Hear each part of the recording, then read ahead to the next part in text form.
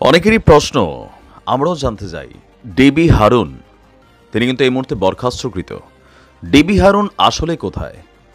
Doctor Yunus সাহেবের সরকার ক্ষমতা গ্রহণের পর অনেক বড় বড় ক্যারেক্টার, তাদের কিন্তু খোঁজখবর পাওয়া যাচ্ছে না। তারা কি আদৌ দেশে আছেন নাকি গোপনে ভিভিআইপি প্রটোকল নিয়ে বাংলাদেশ ছেড়ে চলে গেছেন?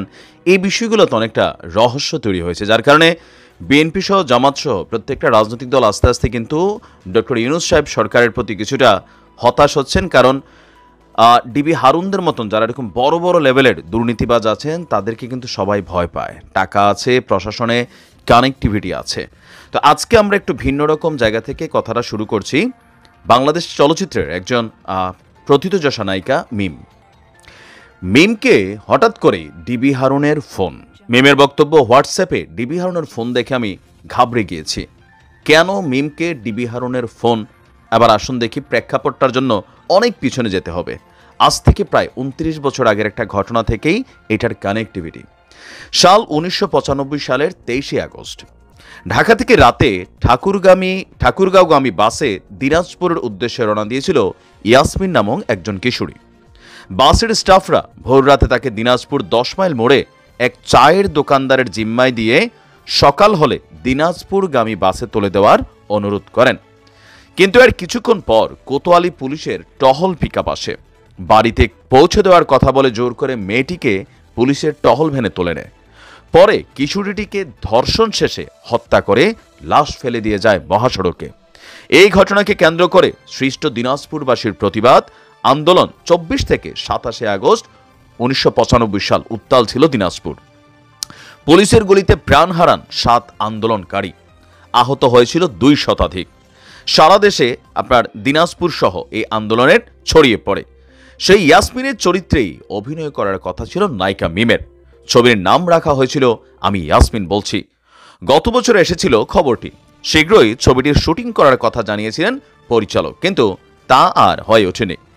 জানা গেল ছবিটির কাজ আটকে দিয়েছিলেন ঢাকা মহানগর গোয়েন্দা পুলিশের সাবেক প্রধান মোহাম্মদ হারুনুর রশিদ ওরফে ডিবি হারুন। আর এই সংবাদ মাধ্যমে বিষয়টি নিজেই জানিয়েছেন পরিচালক সুমন ধর নিজেই। আর এই ঘটনার মধ্যে কানেক্টিভিটি হিসাবে যিনি কাজ করেছেন, দালাল হিসাবে পরিচিত চিত্রনায়ক জায়েদ খান। এখানে জায়েদ খানের নামও কিন্তু চলে এসেছে। সুমন জানান, একদিন অচেনা একটা ফোন নাম্বার থেকে তার সঙ্গে যোগাযোগ করেন ডিবি হারুন, তবে তা জায়েদ খানের মাধ্যমে। জায়েদ খানই সুমনকে নিয়ে গিয়েছিলেন ডিবি হারুনের অফিসে। পরিচালকের ভাষায় কণ্ঠ শুনে বুঝলাম জায়েদ ভাই। আগের দিনও তিনি ফোন করেছিলেন। ফোন করে জায়েদ ভাই আমাকে বললেন, আপনার সঙ্গে হারুন ভাই একটু কথা বলতে চাই, ওখানে যেতে হবে। কেন যেন আপনাকে ডেকেছেন। আমি যেহেতু চলচ্চিত্রের মানুষ, তাই আমাকেই দায়িত্ব দিয়েছেন। পরদিন আমি গেলাম। কয়েক মিনিটের ব্যবধানে জায়েদ ভাইও ঢুকলেন। দেখলাম হারুন সাহেব তার রুমে বসা, তার টিমও আছে। সালাম দেওয়ার পর আমাকে প্রশ্ন করলেন, কি অবস্থা? শুনলাম আপনি একটা সিনেমা করছেন, আমি ইয়াসমিন বলছি। তো তিনি বললেন হ্যাঁ। বলেন, এটা নিয়ে অনেক কথাবার্তা আসে, এই ছবিটা আসলে করা যাবে না। আমাদের ওখানে বড় বড় আরও শক্তিশালী গল্প আছে, ওগুলা আপনাকে দেই, সেখান থেকে করুন। তো বললাম, এই ছবির পেছনে আমি অনেক পরিশ্রম করেছি, সেই ২০১৭ সাল থেকে লেগে আছি। যেহেতু সত্যি গল্প, সিনেমার মধ্যে যেন সবটুকু সঠিকভাবে উঠে আসে, তার জন্য অনেক গবেষণা করা হয়েছে, টাকা বিনিয়োগ হয়েছে, প্রযোজকেরও অনেক টাকা চলে গেছে। সবচেয়ে বড় কথা, ছবিটি বানাবো বলেই এই সময় নাটক বানানো কমিয়ে দিয়েছি। তো নাছুরবান্দা হারুন তিনি বলছেন এই ছবি করা যাবে না। তিনি আমার সঙ্গে খুবই রাগী গলায় বলছেন যে আমাদের কাছে ভালো গল্প আছে, সেগুলো সুমনের সঙ্গে শেয়ার করুন। সুমন যেটা পছন্দ করবেন সেটা করবেন, আর সুমনের যদি স্পন্সর প্রয়োজন হয় আমরাই জোগাড় করে দিব। শুধু সুমনকে না, মিমকেও ছবিটি থেকে বিরত থাকতে বলেছিলেন হারুন। মিমের কথায় হোয়াটসঅ্যাপে একটা কল আসে। কলটা দেখে ঘাবড়ে যাই। ডিবি হারুন আমাকে কেন ফোন করবেন? তারপর বলছে যে ভাবতেও পারেনি যে আমার কাছে এমন একটি ফোন কল সেদিন আসবে আর বলা হবে যে ছবিটিতে আপনি অভিনয় করতে পারবেন না।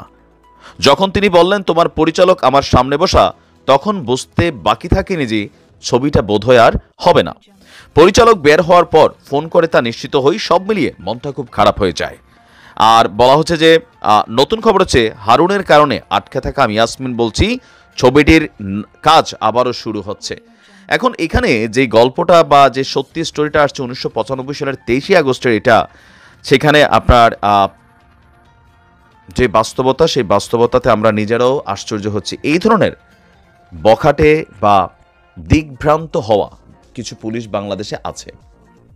এদের কারণে পুলিশ বাহিনীর বদনাম হয়েছে, সুনাম নষ্ট হয়েছে। অপরদিকে দিনরাত পরিশ্রম করে যারা মেহনত করে বাংলাদেশের মানুষকে নিরাপত্তা দিচ্ছে, তারাও বদনামের শিকার হচ্ছে। তা আমার মনে হয় যে এই ঘটনাটার সাথে যারা জড়িত ছিল সেটার ব্যাপারে আমরা জানি না, সেই অনেক ছোটবেলার গল্প, আমরা যখন বাচ্চা মানুষ, এটা আসলে কি আদবান্ত হইল, জড়িতরা কি শাস্তি পেয়েছিল? ভালো থাকুন, আসসালামু আলাইকুম।